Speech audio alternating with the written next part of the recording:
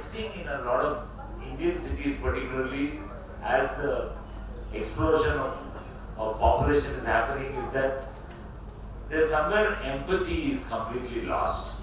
Right? The division between the haves and have-nots, almost like you don't care anymore. And there's a huge lack of participation, and also there's a huge lack of shared responsibility. We somehow believe that keeping our house clean is our problem, but keeping the commons clean is a collective problem. We don't know who is responsible, but it's definitely not our problem. Somebody else has to do it. And that is visible all over the city, the way we look at it being littered, or people not really caring about the quality of our public spaces and so on. And when the people don't care, the government doesn't care either. The government is sometimes a reflection of what the people are. So how do you bring urban renewal into a despairing scenario like this? Is there a way to create a collective caring model using maybe psychological tools? Is there a way to create a collaborative atmosphere where all classes of society are included? And is there a hope at all? So that is the premise. So I'll start off by saying, start with you, Kirtana, saying that how would you respond if I say that in India we have managed to build cities, but we have forgotten about citizenship itself? So, Naresh, just to say, okay, number one, I'm a person who's extremely optimistic. So I don't share these feelings deeply.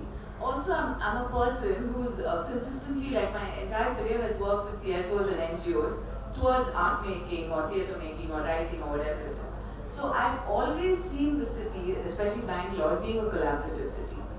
You know, and I'm going to try and focus this to literature and theatre, which is what I know. I don't know infrastructure, I should leave it to that.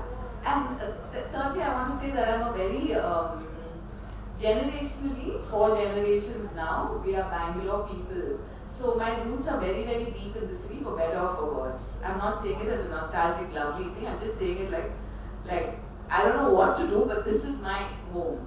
And this is a home that I feel very deeply for, and I really see a lot of optimism. Like when I was hearing Maisha speaking earlier, I thought, oh, you know, this Dr. Professor from Joseph's, I didn't make the connection, but she told me, Kirtana, your book, which is Bangalore Blues, I wish I had a copy here, maybe Kavita, we can get a copy.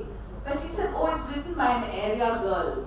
I only now made the connection, I didn't know what she meant by area girl. Now I realize she's referring to me as an area girl. I'm very, very proud to say, yes, this is true. I'm very much an area girl.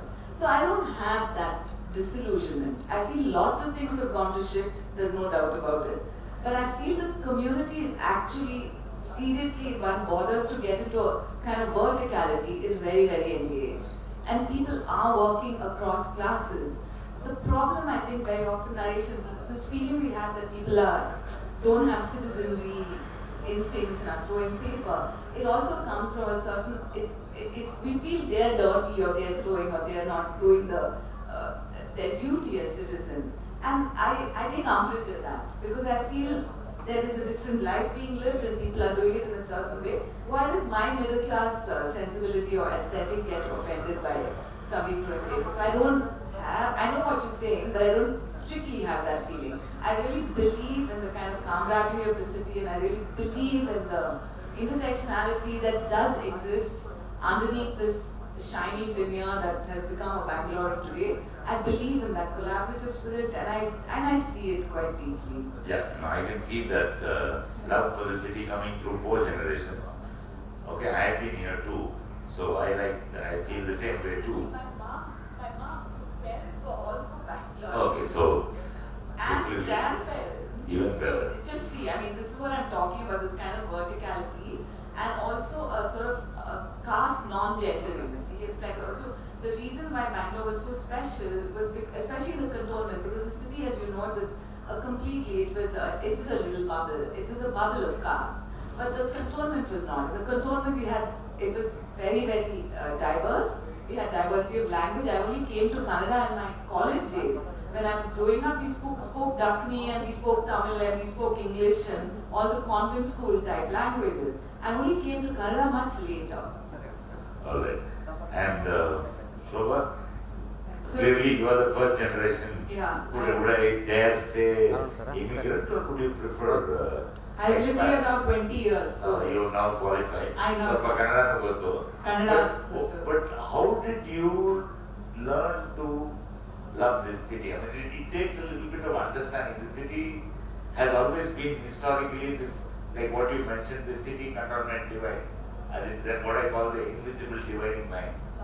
But everybody, no, the funny thing is the whole city, if you look at geography, has an invisible dividing line through it.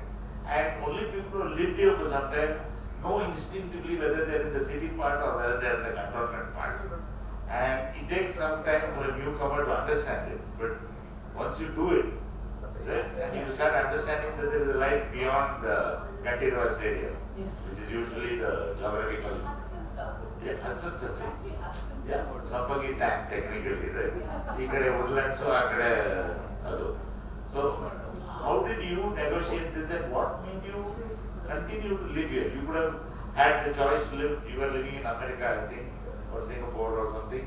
And what made you want to come back and why did you choose, since you are also not a native Kannada speaker, what made you choose Bangalore?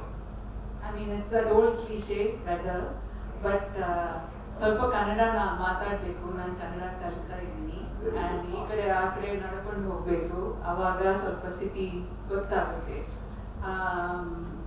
I think that's the way to get to know the city. Bangalore's people are very genteel. I'm not saying gentle, but genteel. There's a certain civility about them that I grew up in Chennai. You can talk to an auto driver here in 4 languages and he will reply in your language. Catch one Chennai driver saying that. He will start with a swear word and then say, Tamil la pesuma. Is that good or bad? Because a lot of people use that as a Crutch. argument against, these North Indians are coming and spoiling kind of thing. So do you think this diversity of language is a positive thing for the city, or is it that everybody who lives here has to learn Kannada? Sure. So P.L. Uday Kumar, who is an epigraphist, who we all actually my connect to Kirtana and Naresh is very so it is an indication of Bangalore. My kids learned theatre from Kirtana and Naresh helped me find my first apartment. So it is a very Bangalore panel. Yes, Deepa's friend. Yes, yeah. So the question is, should Kannadigas be accommodating about languages? According to P.L. Uday Kumar, it's not a fake accommodation. It is in fact true that in a family, the mother will speak Telugu, the father will speak Tamil, they both will speak Kannada, and the kids will speak, I don't know, Tudu or something. So this kind of, because of where Bangalore is at the crossroads of multiple states, each family has multiple languages. But that said, I know I have friends who are North Indian who have lived and worked in Bangalore for 30 years and they say we have got by without knowing Kannada. I don't think that's a good thing. I don't think I have gained so much from learning the language. As is typical, I learned it from an app called Bhasha.io. But to walk in the streets of Bangalore and know Kannada makes a big difference. I think it opens up a world which is not there for, that's what I keep telling people when people ask me this question, Kannada, why should I learn? I can manage without it. I said half the city is shut to you. Yes. And why would you live a life in a city where you don't know what is going on in the rest of the city at all? And two, you will never be truly included in the debate on the city unless you know the language. And Kannada doesn't have this Strilinga, Pullinga, that confusion with it's so easy. And every auto driver will be so happy and relieved if you bother to speak to them in Kannada. I know they're all sick and tired of having somebody say, okay, Hindi malum hai? So you worked in theatre, you worked in film, you also worked in a lot of social causes and so on. So, the city is starting to fray. There is already what used to be city and cantonment the old days has now become inner ring road and everything outside that. My theory is that wherever Kaveri water comes, people love it. There's a secret ingredient in Kaveri water, like Coca-Cola has a secret ingredient. If you drink that Kaveri water, you will never leave. And everybody who drinks borewell water outside the ring road, they all get borewell neero. Out ಬಂದು ಹೋಗ್ತಾರೆ. They come and go and they don't seem to have. But what I am really seeing now is, and even among the people who drink the Kaveri water, how do you foster a sense of civic pride? How do you say one of the great unifiers for many other cities is language? Like if you go to Bombay, Marathi, Chennai, Tamil, Hyderabad, there is one language becomes like a common unifier across class and caste and inclusiveness. But do you feel that this diversity of language is causing a loss of civic pride itself in the city, that people are not identifying with the cities and from a communications professional? What do you think? My personal feeling also, I suppose, connected to my own politics and all this is that no, because I think that the diversity has kept the city still attractive. It's from an economic perspective, it's a great attraction. And not but why don't people I'm feel a sense talking of about connection to the I'm city? talking about cultural. I think the lack of attachment that we speak about is largely from the transient community who don't give a shit where they are anyway. They'll come, they'll make their money, they'll leave. That's different. But for the people who bother to stay on or to engage with the city, I think the diversity of language is a beautiful thing. And I can only speak in terms of culture in the city. And from what I observe in the city, for example, theatre, like never before, Bangalore is churning out pieces by young women largely. I was actually quite sad, Kavita, to see not everybody's like Kuempu, Tejaswi, Bendre, Karnad, Kampar, everybody are there. Not a single woman, yeah. I kind of missed. I felt even if it was contemporary women, we should have had Pratibha, Mamta Sagar, somebody over there. So for Kannada literature, oh, come on. So I would say that actually Bangalore is right now in a very good situation in terms of cultural activity. The city has also become less polarized. Like before, we only had one Rangashankara, one town hall, one Ravindra Kalakshetra, then Jagrati came later. And all the theatre was happening there. And it was good because Rangashankara offered it to us subsidized, so it was possible government was subsidizing. But what has happened now, maybe because of the terrible infrastructure, is that young people have started creating in alternative spaces. So any Kalyana Mandapa, hall, cafe, bar, house, somebody's doing a play. And very, very experimental works. People are working with little or no money. You heard Maisha speaking. Jangama Collective is another such anti-caste collective in Bangalore. I mean, really, they've got talking about the city, and all of us were creating with the city in mind. They have a play called Bob Marley of Kodialli. So it's a Kodialli specific anti-caste play. So in this way, there's a lot more happening than was happening 20 years back when it was more hierarchical, there were more gatekeepers. Compared to other cities in India, would you consider Bangalore as much more inclusive of all communities and I definitely feel that. Recently, I curated a festival in Delhi. The best in India? Sudur, I say yes. I say yes only because of diversity of language and our ability to work across class and caste. See, Bombay, they've got Bollywood, which is like an ogre. Delhi has the capital. Madras has a kind of, I'm still saying Madras in Bangalore, a kind of conservatism. I don't know, maybe I'm wrong, Shubha. But Bangalore was always the pariah city. We were not big enough, we were not anything enough. We were just a pariah city where we spoke all these different languages and muddled along some way. I think that has really helped us. My opinion. Shobha, coming to you again. What do you see You're as the moderating biggest... very well, by the way. What do you think is the fundamental change you have seen in your life? You have lived in Chennai, I think, originally, and then in America for a long time, studied there, worked there, etc., etc. What has been the single biggest, I'll ask a double question, what has been the single biggest plus that you have seen coming back, other than the obvious ones? Family, networks, these are the those are the steady state, easy answer, right?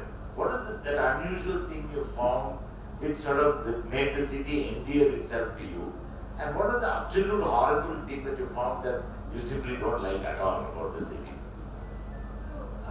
So Naresh, Ravi told me to bring this, so I brought it. And Bangalore, so I've written 2 books on I didn't bring my book. You should have brought it. Geetna, you should have brought your book too. So So this is Nama Bangalore 1 and Nama Bangalore 2. Good for you. So what I say in this is that there is this famous passage by a Palestinian writer called Mahmoud Darwish, and he begins by saying, "I'll trade mine for yours." He says cities are smells. The smells of Lebanon is orange blossom and something else. The smell of Accra is this. So it's all Middle Eastern cities. So I've written my version of the smell of Bombay is ambition and Ganpati Puja. The smell of Delhi is. So I've given a whole.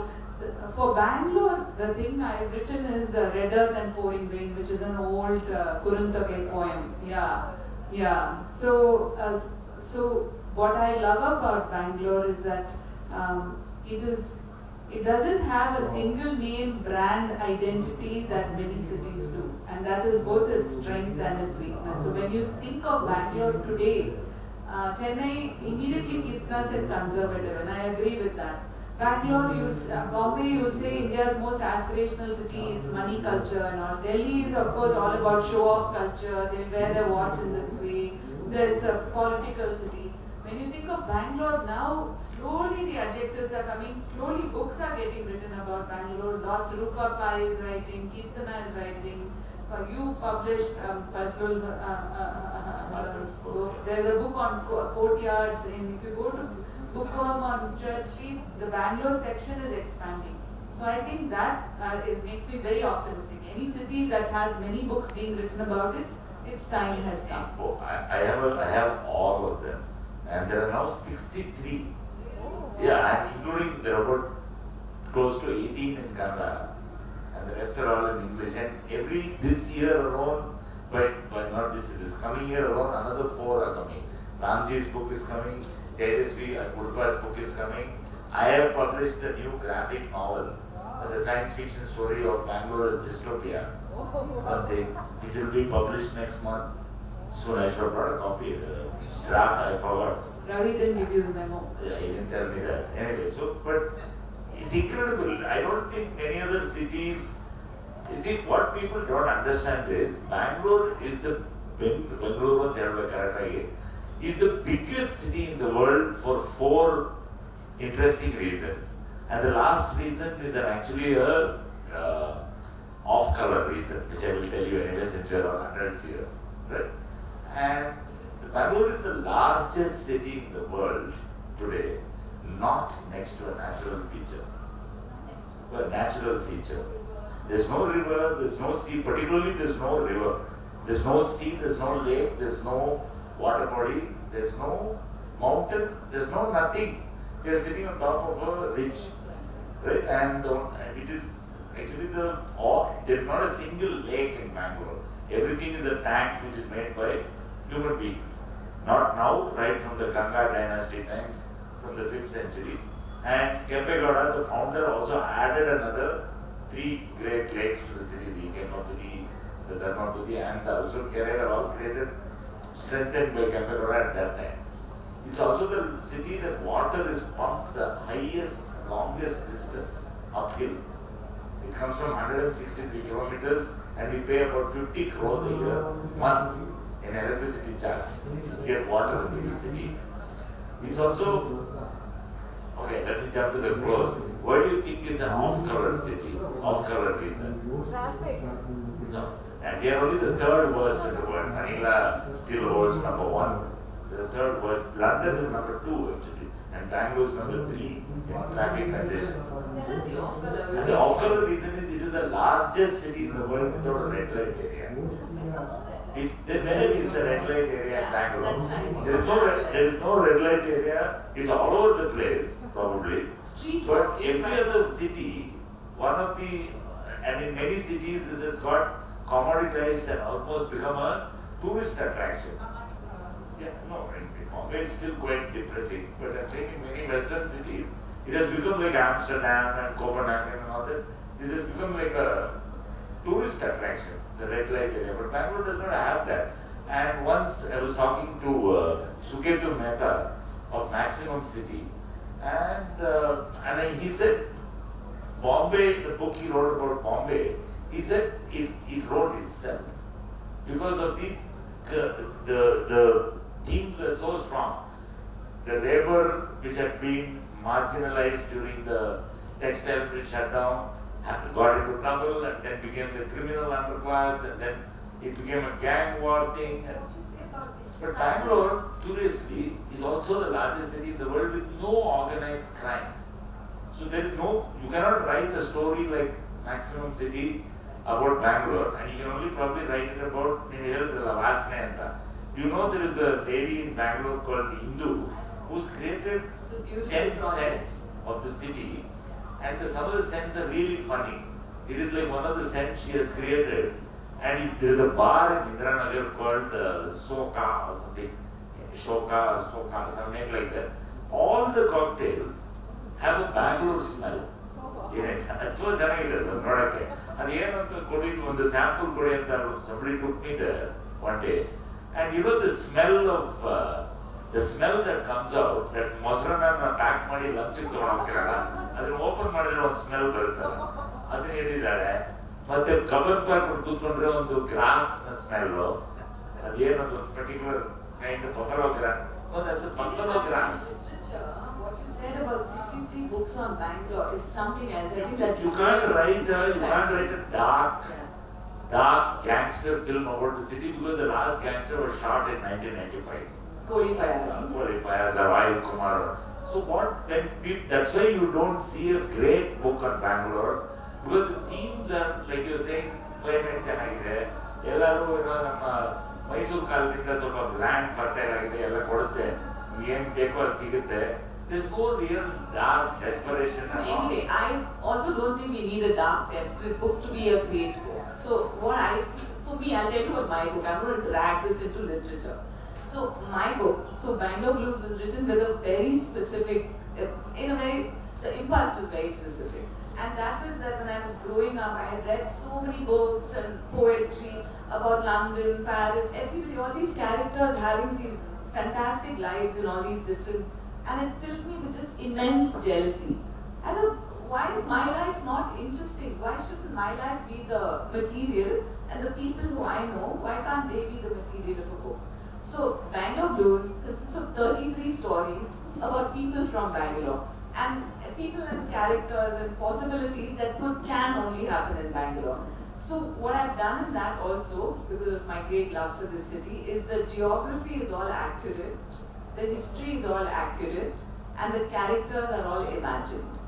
But I wanted that kind of literature. And even when I read Vivek's book, I said, wow, this is great, but I don't know this character.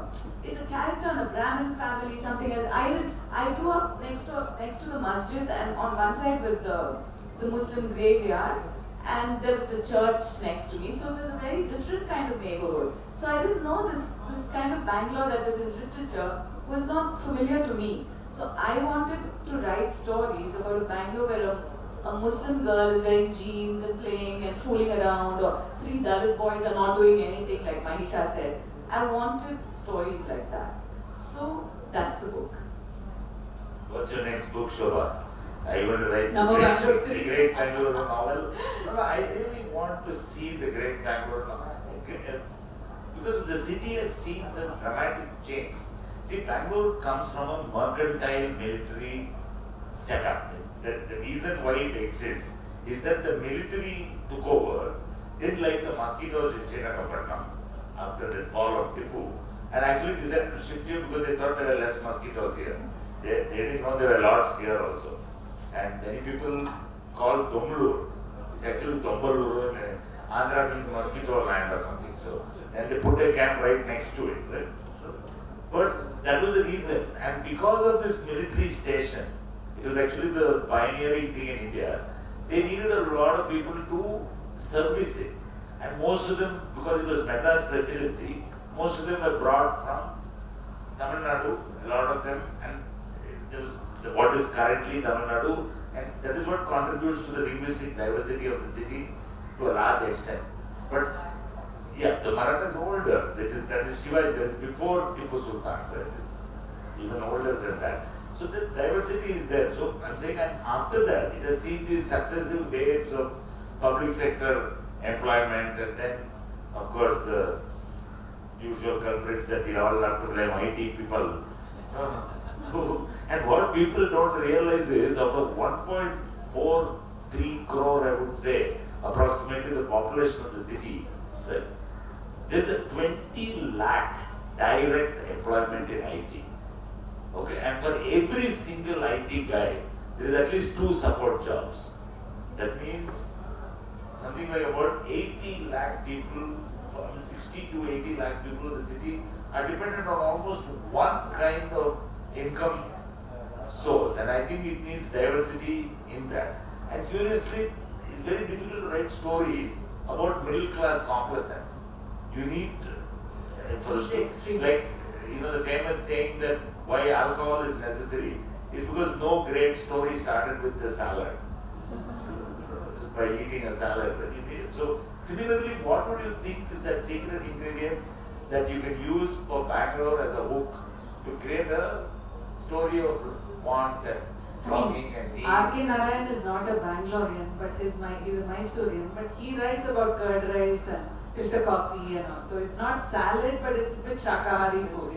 Yeah, just saying. So to add to Naresh's things that struck me about Bangalore, and in fact his list of things is fascinating.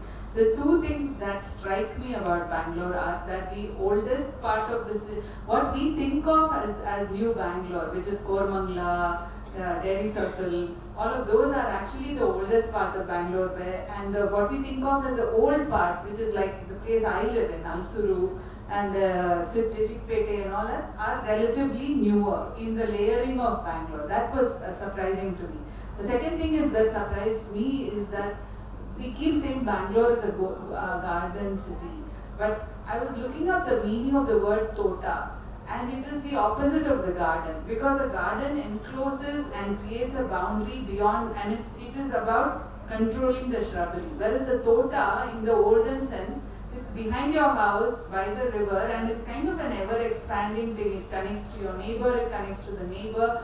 And there's a passage, I read about this in a book edited by Aditi Dey called Multiple Cities, Writings About the City.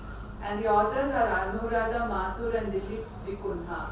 And they talk about how the tota extends from house to house in Bangalore in old parts like Jayanagar. And the garden goes into the flowers that the women wear. So I thought that was a very nice way of saying it. So to add to Naresh's list, I would say the old is the new is the old, and all the Roman coins that were found in Inchel Airport, and the tota, the idea of what we call the productive city. I mean, since you've been talking about your own craft, many people think that Bangalore is just an agglomeration of villages which somehow got pieced together. Funnily enough, it's exactly the opposite. It's the oldest. Bangalore people don't realize in less than 12 years from today, we are completing 500 years. Right? In 1537, Bangalore was founded by Hiriya Kempegoda. There were 3 Kempegodas, in case people don't know. There's not one Kempegoda. the second one started. Yeah, the second one. So what happens is that if we are going to celebrate the city's 500 years of existence, that fact brushes past you with a whoosh. But if I tell you that we are older than Chennai, we are older than Calcutta, and we are even older than Bombay, right? All of them are younger than, the only cities older than India and Bangalore in India are Jaipur, which is slightly older, and Delhi, which nobody really knows, and Varanasi, whose origins are lost. Yeah. It's older than all of them. Really, it's older than Chennai? Bangalore is older than Chennai. Bangalore is only 1600. Chennai is 1620 or something. This is You 15. say the official name. No, But Chennapatnam was there. See, we have, you mentioned Uday Kumar, right? How do we know Bangalore was founded in 1537? What is it? When I say that, nobody questions it, but why? And I even know why? There is a Kal in Venkatraman Swami temple near the old fort, which actually has, and what was very clever about all these inscriptions is that the first line of a stone inscription will tell you which star was rising in which, the sun is in which constellation. Right? It will say Surya is in Pisces. And if it then you know exactly which year and which month, because the zodiac never repeats itself. It's continuously changing, right? So we know exactly, we don't know the exact date, but it's sometime around March, April 1537. And you can almost get it almost to that kind of closeness to the date. So when Kepegoda set up the city, it was not because there is a river nearby or water nearby. It was a confluence of two trade routes from north to south and from Chennai to Mangalore. And where it crossed was this high point in the plateau, and it automatically became, it was set up not as a village, it was set up as a city, right then. Because he got inspired by Vijayanagar. He was a feudatory of the Vijayanagar king. So it was set up as a city. The components of that urban design are four in a city without water. One is the kote, which is meant to protect the city. And then you have pete, which is inside the kote, which is the settlement. And you have a tota, which is the garden, which is the productive, what we call now a food forest. And then to sustain it all, you had a kere. So these four are the curious four elements which make up the city. We have almost forgotten our kote, of the original kote, less than 2% remains. Only that stone wall is only 2% of it remains. But curiously, the stone haven't gone very far. All the stones of the kote are used for building the town hall. So it's not traveled 1 kilometer from the location, that's all.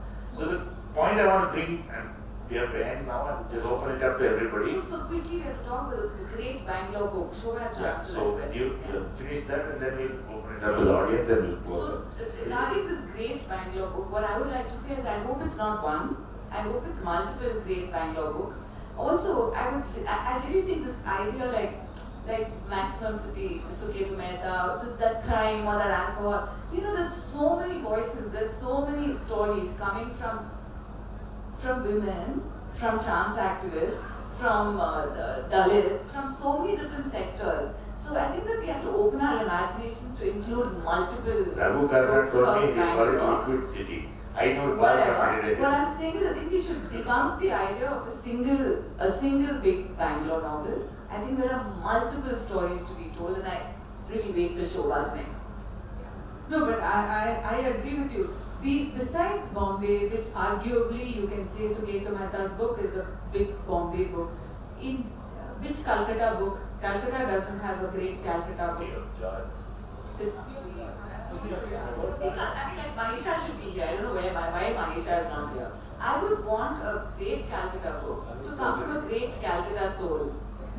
And like a great Bangalore book to come from a great Bangalore soul. I think I know the answer. I'm asking the At question. least we will remain so colonized that we're still waiting to have other people document our cities for us. Yeah. I'm waiting for Shobha to do this. Alright, I think we'll another 5 minutes left. So any questions from the audience, and they're happy to, and you can address it to whoever you like. You are an exception in a way that you have been writing in English, but you also speak it. Yeah. But somehow in Bangalore there is a great divide between those who are fighting for Karnataka and Bangalore, who speak Kannada, and probably they will not converse with anybody who speaks English. And similarly, the other way around also. The people who are speaking English, they have absolutely no connect with anybody who speaks Kannada. If you don't bring these two together, so in terms of our fight for a better city, we will never see the end of the day. It's one of my fears. What is that you have to say on this? I think it's changing. No? I think people are starting to understand. ಎರಡು ಕಡೆಯಿಂದನೂ ಬರಬೇಕಲ್ವ ಅದು ಒಂದು ಕಡೆಯಿಂದ ಮಾತ್ರ ಆಗಲ್ಲ ಅದು. ನಾವೆಲ್ಲರೂ we start saying Kannadigas should reach out.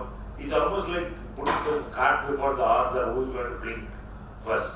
I think it's important that forums like these bring both languages together and make people understand that there is a depth in both local culture as well as international culture. And I think it's not as dark as it seems, because I see a lot of people both from the literary world, from the film world, as well as from the dark and dreary infrastructure world, and every day people keep proposing funny new projects in the city. At the same time, you find that somehow, it's almost like what Shobha is talking about, that somehow a sense of ownership and pride is somehow missing. I disagree with Kirtana, she's saying it's there, but maybe in a limited circle it's there, but I'm dealing with a much wider swath of people on a daily basis. And it is I'm really struggling with the civic literacy ಬೇಕಾಗಿ ಯಾರಾದ್ರೂ ಹೇಳ್ಕೊಡ್ಬೇಕಾ ನಮ್ಮ ಊರನ್ನ ಸ್ವಲ್ಪ ಪ್ರೀತಿಸ್ಬೇಕು, ನಾವೇ ಮಾಡಬೇಕು, ಗೌರವದಲ್ಲಿ we have to conduct ourselves with pride. Why is it only seen as a city of exploitation? Even our politicians who rule our city, okay, I'm not saying current company, not just the current people in power, most of them seem to come from somewhere else. Right? And the leaders, the people who decide the fate of the city are from some other part of Karnataka. And they don't seem to think that this is a site of habitation. They seem to think it's a site of exploitation, how to make maximum money out of it. And that is reflected in the economy of the state. More than 80% of the revenue of Karnataka comes from one place, here, Bangalore. What about the rest of the state? Yaru nodak hogalla. You go to any other part of I travel extensively in Karnataka, as you know, all over the place. The pace of change is extremely slow. I can see some activity now in Hubli, Dharwad, and little bit now in Belgaum. But most other places, Mangalore, high-rise apartment bandide bere ಏನು ಕಾಣ್ತಾ ಇಲ್ಲ ಅಲ್ಲಿ. But otherwise you don't see the dynamism and the push that a city like Bangalore has. Very, very unlike Tamil Nadu. Tamil Nadu also I travel extensively, and you see that there is a human development index across the state is somewhat much better than, though we don't want to admit it, it's true, it's there. I really feel that more events in which there is a, what do you call it? Truth and Reconciliation Commission. I don't know. Yeah, we need self-respect and pride in Bangalore. How do we do that? We are trying very hard, but it's not easy to convince. The system seems to have got very polarized. But again, when we talk about self-respect, that you are saying, it becomes like a double kind of thing. Assert ಮಾಡಿದ್ರೆ they will identify as with pro-Kannada activists who may not even be read in a certain kind of a literature, and they completely debunk us and they consider us as uncivil. ಇವಾಗ ಕನ್ನಡ ಉಳಿಸ್ಬೇಕು ಅಂತ ಕನ್ನಡದ ಬಗ್ಗೆ ಮಾತಾಡಿದ್ರೆ again it's I think ours is the only city ನಾವು ನಮ್ಮ ಭಾಷೆ ಉಳಿಸ್ಕೊಳ್ಳೋದಕ್ಕೆ ಇದೆ, ಬೇರೆ ಎಲ್ಲಾದ್ರೂ ಕೇಳಿ ಅಸರ್ಟ್ ಮಾಡೋ ಥರ ಆಗ್ಬಿಟ್ಟಿದೆ. ಮಾಡಿದ್ರೆ ಪ್ರೋ ಕನ್ನಡ ಆಕ್ಟಿವಿಸ್ಟ್ ಅಂತ ಹೇಳ್ಬಿಟ್ಟು ಅದನ್ನ ತುಂಬಾ although they may be presenting it in a crude way in terms of collecting chanda and stuff, ಆ ಥರ ಅಸರ್ಟ್ ಮಾಡ್ತಾರೆ. ಮಾಡಲಿಲ್ಲ ಅಂತಂದ್ರೆ ವೀಕ್ ಪ್ರೈಡ್ ಇಲ್ಲ ಅಂತ ಹೇಳ್ತಾರೆ. And like even talking about saving my own tongue or my own thing in my own city, ನಮ್ಮ ಭಾಷೆಯಲ್ಲೂ it's a very precarious situation ಅನ್ಸುತ್ತೆ. ಬೇರೆ ಎಲ್ಲೂ ಈ ಬೆಂಗಳೂರು ಥರ ನಮ್ಮ ಭಾಷೆಗೆ, ನಮ್ಮ ಕಲ್ಚರ್ಗೆ, ನಮ್ಮ ಲ್ಯಾಂಡ್ಗೆ ಹೊಡೆದಾಡೋ ಥರ ಬೇರೆ ಯಾವ ಸಿಟಿಲೂ ಆಗಲ್ಲ. So I have a... Shobha ma'am ಮಾತ್ರ ಹೇಳಿದ್ರು ಚೆನ್ನೈದು ಅಂತ, but she is the only one who has looked at the way Chennai auto drivers behave. But generally it is touted as a matter of pride. Yeah.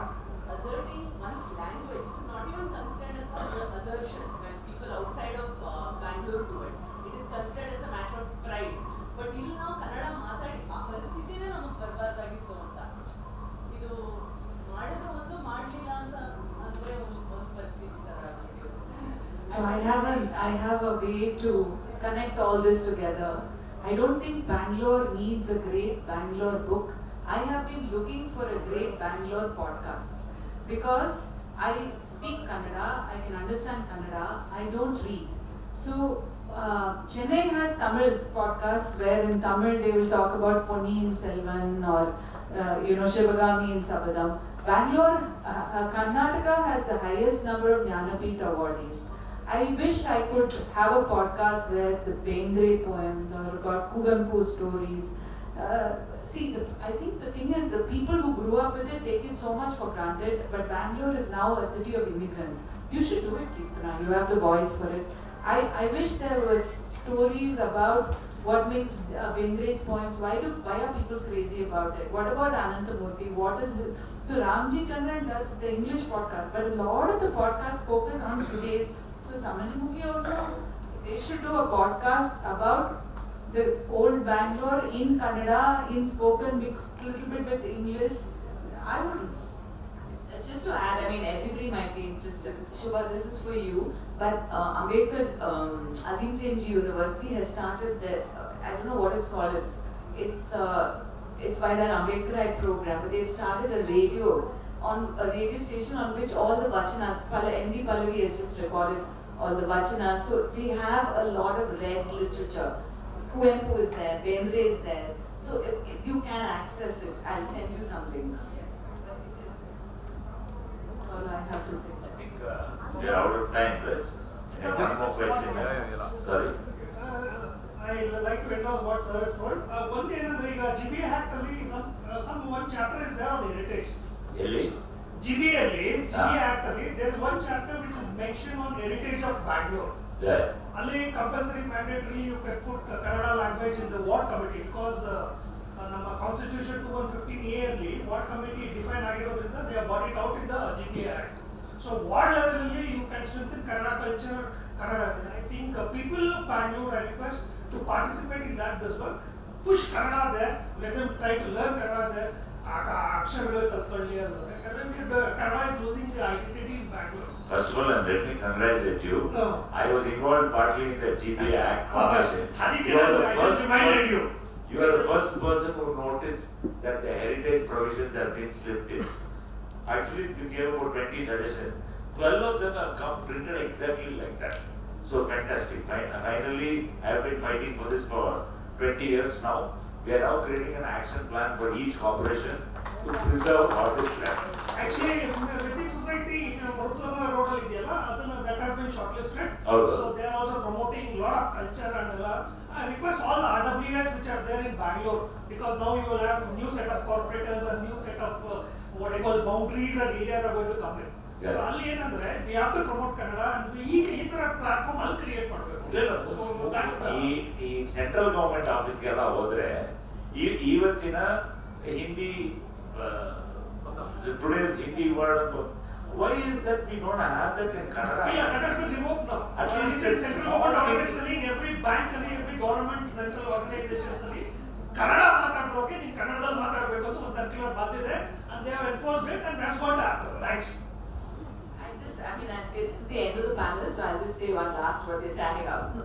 I just think I really take everything that you said so seriously about Kannada, but I think it has to come from the impulse of the human being. The minute we start enforcing, we will lose the battle.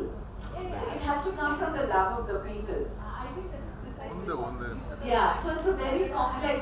Yeah, so it is actually a very complex subject.